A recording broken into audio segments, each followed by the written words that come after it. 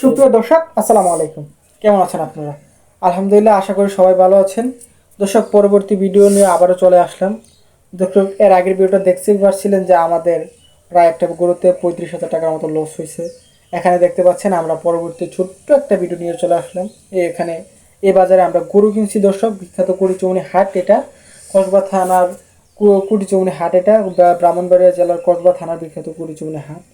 দর্শক, যেহেতু আমি গরু কেনা বেচা করি এবং কি আমি গরু কিনি, তো এই কারণে আমরা বেশি ভিডিওটা করতে পারি না। আর বাজারে গিয়ে সে যদি ব্যাপারীর সামনে ভিডিও করি, তখন তারা বুঝে ফেলে যে না, এই গরুটা পছন্দ হয়েছে, এই কারণে দামটা ছাড়ে না তারা।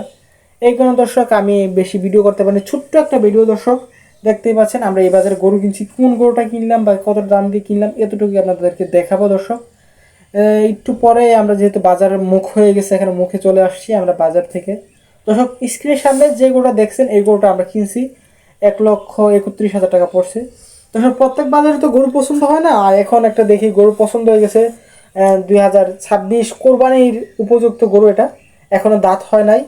26-এর জন্য রাখছি, 26-এ বিক্রি করব। দর্শক, দেখতেই পাচ্ছেন আমরা এখন পিক আপ থেকে উঠিয়ে নিয়ে আসছি, আমরা বাড়িতে নিয়ে যাচ্ছি এখন। দর্শক, আমাদের জন্য দোয়া করবেন। পরবর্তী ভিডিও পেতে আমাদের চ্যানেলকে সাবস্ক্রাইব করবেন। আল্লাহ হাফিজ।